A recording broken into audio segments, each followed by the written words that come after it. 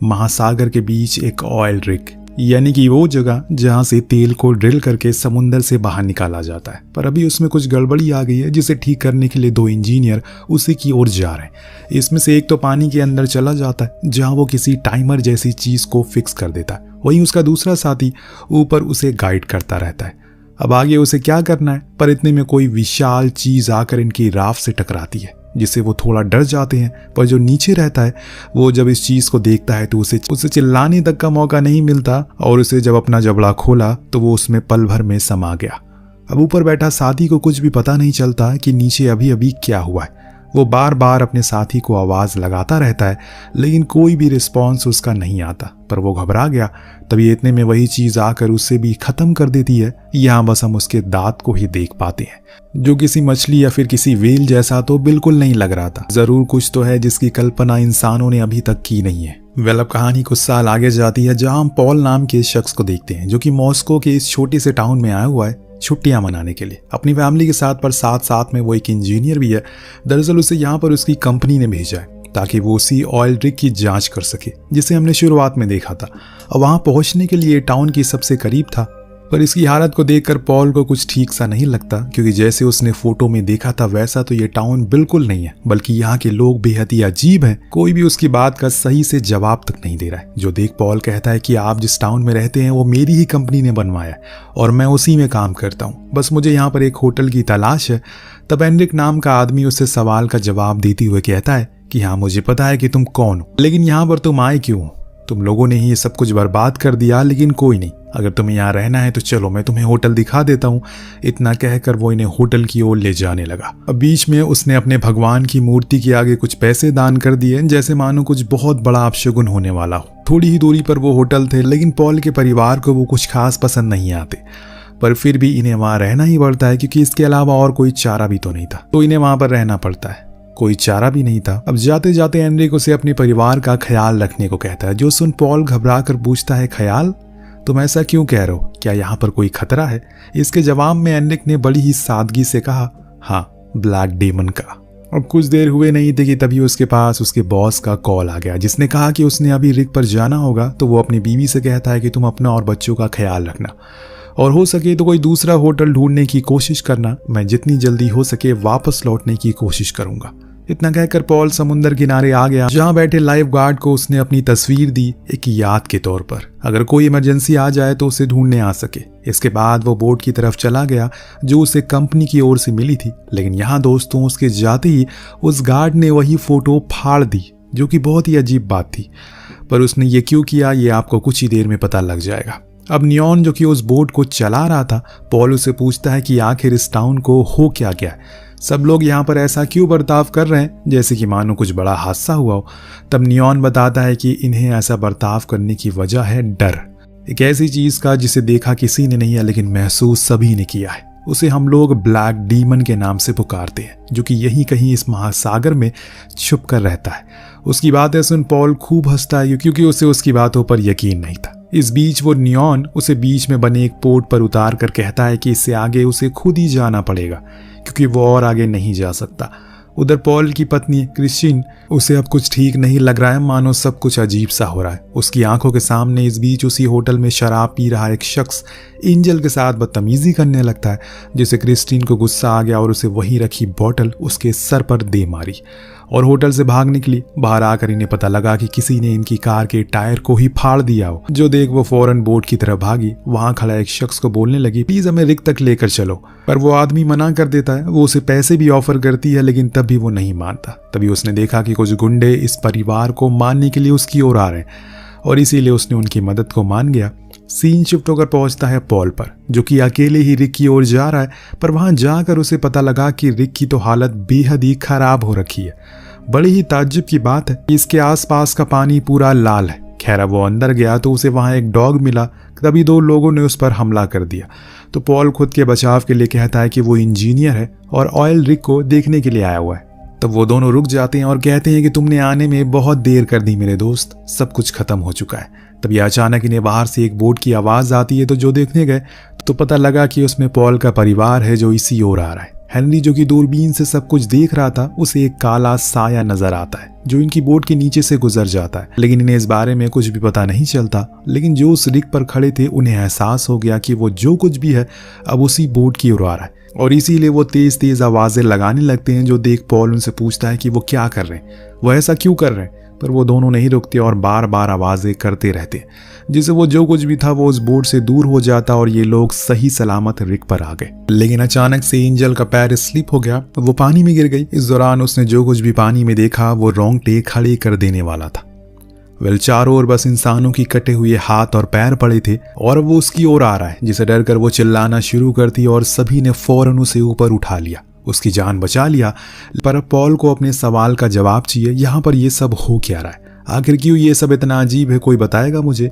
तब shadow Christine को अपनी दूरबीन देता है, उधर देखने को कहता है। जो बोट उन्हें लेकर आई थी उसके पीछे वही ब्लैक डीमन लगा हुआ है, जो किसी आम शार्क या वेल से 4 गुना बड़ा है, और इसीलिए वो पलक झपकते ही बोट को गायब कर देता है। जैसे अभी उस बोट वाले के साथ हुआ, वो पहला नहीं बल्कि यहाँ पर न जाने कितने लोग उस ब्लैक डीमन का शिकार हो चुके हैं।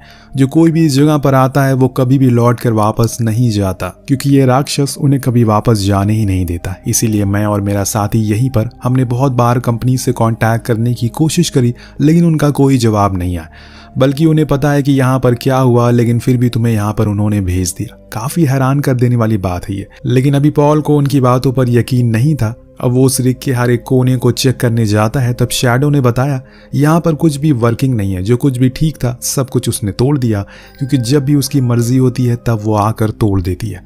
यहाँ सिर्फ ब्लैक डीमन का राज चलता है और किसी का नहीं। पर अगर किसी को यहाँ से निकलना है तो सबसे पहले इस रिग को ठीक करना होगा, जिसके लिए पानी के नीचे जाना पड़ेगा। ये सुन पॉल तैयार हो गया, क्योंकि अगर उसे ऐसा कर दिया तो उसे एक अच्छा प्रमोशन मिल जाएगा, जिसके लिए वो सालों से मेहनत भी कर रहा है। पर क्रिस्टीन इस बात के लिए राजी नहीं थी। उसके भी कुछ सवाल थे, जैसे वो ब्लैक डीमन सिर्फ यहीं पर क्यों आता है, कहीं और क्यों नहीं जाता। तब शैडो बताता है कि ये सब हमारी गलती की वजह से हुआ, हमने कुदरत की बनाई हुई चीजों के साथ मजाक किया, जिसकी सजा अब हमें मिल रही है। दरअसल हमने ये जगह बहुत ही सस्ते में मिल गई, इसीलिए हमारी कंपनी ने यहाँ पर लिमिट से ज्यादा ड्रिल कर दिया, जिसके कारण हुआ ये ब्लैक डीमन उसी ड्रिल होल से बाहर आ गया और फिर कभी वापस नहीं गया। उसकी ये बातें सुन पॉल बहुत हंसता है, तो शैडो उस पर चिल्लाते हुए कहता है कि तुम्हें यह सब मजाक लग रहा है, पर यही हकीकत है। इसके बाद ये लोग नीचे जाने की तैयारी में लग जाते हैं, जिसके लिए इन्होंने एक कैप्सूल को तैयार किया। इस दौरान ब्लैक डीमन बार बार इनकी रिग से टकरा रही है, लेकिन पॉल को किसी भी हाल में ये करना ही है। उसने शैडो के साथी को नीचे भेजा जो कैप्सूल में था, पर नीचे जाकर जब वो अपने काम में लग गया तो उसे वहां पर एक बॉम्ब नजर आया जिसमें टाइमर चल रहा था। जो देख हमें ये पता चल गया कि जो लोग कहानी की शुरुआत में यहाँ आए थे वो असल में इस रिग को पूरी तरह खत्म करने के लिए आए थे, इसीलिए उन्होंने इस बॉम्ब को लगाया। इतने में स्काई को अपने चारों ओर बस इंसान के कटे हुए टुकड़े नजर आते हैं, जो देख वो थोड़ा घबरा जाता है, जिससे उसे खतरे का अंदेशा हुआ ही नहीं, और इतना भयानक मंजर उसे दिखेगा इसका कोई अंदाजा नहीं था उसे, और इसी चीज का वो फायदा ब्लैक डीमन उठा लेता है। ऊपर पॉल बहुत कोशिश करता है उस कैप्सूल को, लेकिन वो ऊपर नहीं आ सका। पर आई सिर्फ एक चीज, वो थी स्काई की आधी कटी हुई लाश, जो देख उसका साथी बुरी तरह से रोने लगता है। सभी बहुत घबरा जाते हैं, खासकर क्रिस्टीन और उसके बच्चे, क्योंकि अब वो बुरी तरह से इस जगह पर फंस चुके हैं। ऊपर से वो बॉम्ब जो कि कुछ ही घंटों में फट जाएगा, यानी कि एक तरफ खाई तो दूसरी तरफ कुआं। एंजल ने ये सारी चीजों को देख लिया, जिससे वो सदमे में आ चुकी है। तब पॉल अंदर जाता है और अपनी ही बीवी से लड़ने लगता है कि अब न जाने उनके बच्चों का क्या होगा। उसने उन्हें एक महफूज जगह पर छोड़ा था, लेकिन फिर भी वो यहाँ पर आ गई। उसके इस गुस्से को देखकर क्रिस्टीन सच बता देती है कि ऐसे एक शराबी उसकी बेटी को छेड़ रहा था, और इसीलिए वो लोग अपनी जान बचाकर यहाँ पर आए। लेकिन उन्हें नहीं पता था कि आखिर यहाँ पर इतना खतरा है, वरना वो कभी इस ओर आते ही नहीं। दोनों को लड़ते हुए देख वहां इनके बच्चे आ गए, जिनसे पॉल झूठ कहता है कि सब कुछ ठीक है, पर एंजल ने सब देख लिया। लेकिन हेनरी को अभी कुछ पता ही नहीं है। एंजल कहती है कि सब ठीक है, तुम जाकर खेलो। उधर शैडो बेचारा अपनी साथी की मौत पर अफसोस मना रहा है। तब पॉल उसके पास आया और कहने लगा उसकी ही वजह से ये सब हुआ है। तभी उसे अपने सामने कुछ शिप नजर आए, तो उसने फ्लेयर चला दी, लेकिन शैडो ने उसे रोका, क्योंकि वो उसका एक वहम था। वहां पर कुछ भी नहीं है, पूरा समुंदर खाली पड़ा है। उसकी ऐसी हरकत को देखकर शैडो को भी डर लगने लगा है, कहीं कुछ वो कोई गलत काम ना उठा ले। हेनरी जो अब यहाँ पर रहते हुए परेशान हो चुका है, इसीलिए वो अपने पिता से पूछता है क्या उन्हें कुछ होने वाला है, क्या वो लोग मरने वाले हैं। तो पॉल समझाता है कि नहीं बेटा, ऐसा कुछ नहीं होगा, हम लोग जल्दी ही वापस घर जाएंगे। इतना कहकर वो इंजन रूम में चला गया तो उधर क्रिस्टीन भी कुछ मतलब के सामानों को ढूंढने लगी।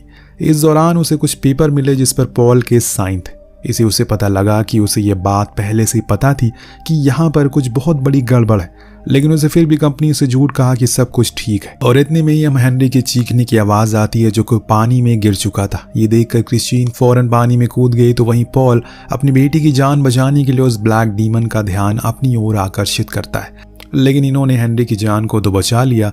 तब क्रिस्टीन ने उसके सामने सारा सच कह दिया। उसकी वजह से इतने सारे लोगों ने अपनी जान गंवा दी। असल में डीमन तो तुम हो, तुम्हारी वजह से हम सब यहाँ पर फंस चुके हैं। न जाने कितने लोग ऐसे ही तड़प तड़प कर मर गए होंगे।